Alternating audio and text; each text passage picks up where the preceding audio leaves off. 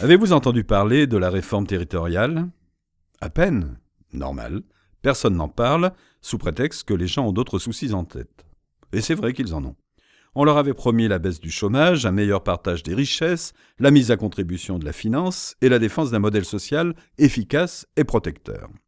Et au lieu de cela, on a vu tout le contraire. Pourtant, cette réforme des collectivités est très dangereuse. Elle s'attaque au fondement de notre démocratie. Mais ce n'est pas ainsi qu'on vous a présenté l'affaire.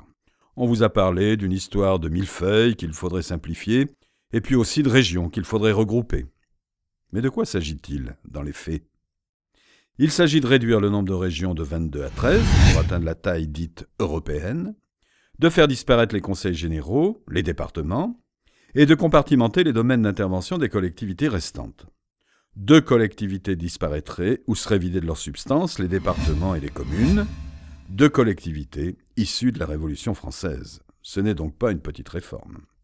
Pour la justifier, on avance plusieurs mensonges. D'abord, on nous dit que l'on va réduire le fameux millefeuille avec la suppression du département. Mais ce qu'on oublie de vous dire, c'est qu'en parallèle sont créées les métropoles, celles de Paris, de Marseille, de Lille, confisquant au passage aux collectivités de proximité d'importants pouvoirs. On vous dit aussi que plus les collectivités sont grandes, plus elles sont efficaces. C'est pourtant l'inverse que l'on observe. La course au gigantisme s'accompagne d'une reconcentration des pouvoirs entre quelques mains, souvent coupées des réalités de terrain. On vous dit également que l'on va améliorer la lisibilité des politiques publiques. Mais la compréhension et la confiance des citoyens n'est pas une question bureaucratique. C'est en respectant les engagements électoraux et en associant régulièrement les citoyens que l'on gagnera en lisibilité et en confiance.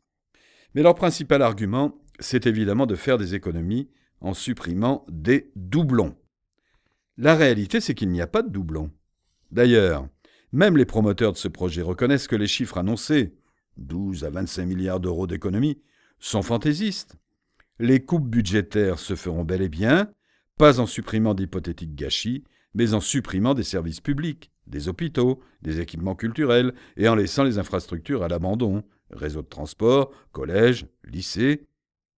Pour les collectivités, l'alternative sera alors de confier la réalisation, l'entretien et pourquoi pas la gestion de ces équipements au privé. Car on touche là l'un des principaux mobiles de l'affaire.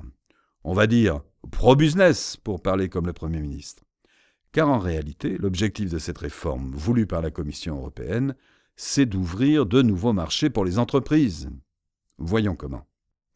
Le développement des fameux partenariats publics-privés, les PPP, sont aussi juteux pour Vinci, Veolia ou Bouygues qu'ils sont coûteux pour les contribuables. Par exemple, les collèges construits par le privé en Seine-Saint-Denis par la majorité socialiste au Conseil général, ou le centre hospitalier du Sud Île-de-France avec le groupe Eiffage, sont de bons exemples de PPP inefficaces et coûteux. Au-delà, avec la course au gigantisme des territoires, ce qui s'organise, c'est la course au gigantisme des marchés que les collectivités passent avec ces géants du CAC 40, pour transporter les gens, pour l'eau et l'assainissement, pour la restauration scolaire, etc. L'autre mobile de la réforme est plus grave encore. L'objectif est de créer de la docilité et de la résignation parmi les citoyens. En éloignant les centres de décision des citoyens, on les rend plus inaccessibles. C'est aussi simple que cela, il est plus facile de demander des comptes à son maire, croisé sur le marché, qu'au vice-président d'une agglomération de 500 000 habitants, dont le bureau est bien gardé au fond d'un immeuble d'une obscure zone d'activité, à 30 km de chez soi.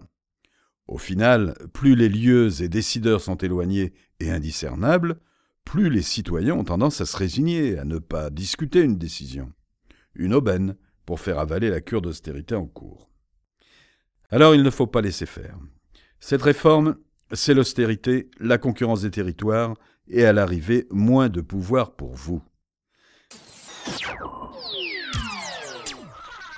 Le Parti communiste français, au cœur du front de gauche, a lancé une pétition nationale pour empêcher cette réforme. Signez-la, faites-la signer. Et puis en mars prochain, auront lieu des élections départementales. En votant pour nos candidats, vous vous donnerez la force de vous opposer à cette réforme dangereuse.